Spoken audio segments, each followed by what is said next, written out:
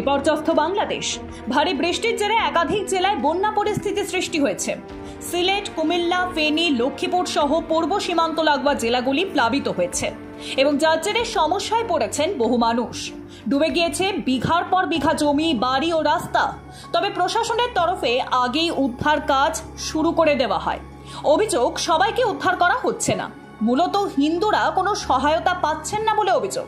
তবে প্রশাসনের তরফে হিন্দুদের সহায়তা না করা হলেও তাদের দিকে সাহায্যের হাত বাড়িয়ে দিয়েছে বহু মন্দির ও বিভিন্ন হিন্দু সংগঠন।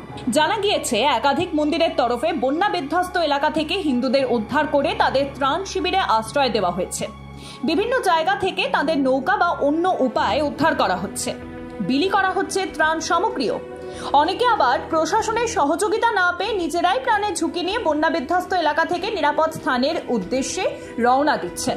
এদিকে বন্যা পরিস্থিতির জেরে যোগাযোগ বিচ্ছিন্ন হয়ে পড়েছে, যার জেরে উদ্ধার অভিযান আরো কঠিন হয়ে পড়েছে। সরকারের তরফে জানানো হয়েছে, মোট 9,79,901টি পরিবার জলবন্দী হয়ে রয়েছে। ক্ষতিগ্রস্ত প্রায় 51 লক্ষ মানুষ। বন্যা কবলিত জেলাগুলিতে যে ত্রাণ শিবির খোলা হয়েছে, সেখানে 3 লক্ষেরও বেশি মানুষ আশ্রয় নিয়েছেন। গত কয়েক মাস ধরে অশান্ত বাংলাদেশ। প্রথমে সরকারি চাকরিতে কোটা সংস্কারের দাবিতে উত্তপ্ত হয়ে উঠেছিল দেশটি। তারপর অন্তর্বর্তী সরকার গঠনের পর এখনো পর্যন্ত পুরোপুরি শান্ত হয়নি বাংলাদেশ। উত্তেজনা রয়েছে বিভিন্ন প্রান্তেই, আর তারই মধ্যেই এবার বন্যা পরিস্থিতির জেরে আবারও করুণ অবস্থা বাংলাদেশের। তবে যাই হোক না কেন, বারবার সব থেকে বেশি সমস্যায় পড়তে হচ্ছে কিন্তু সেখানকার সংখ্যালঘু হিন্দুদেরই। কোটা আন্দোলনের সময়ও বেছে বেছেই হিন্দুদের বাড়িতেই হামলা থেকে শুরু করে হত্যা, মারধর সব লেগেই ছিল।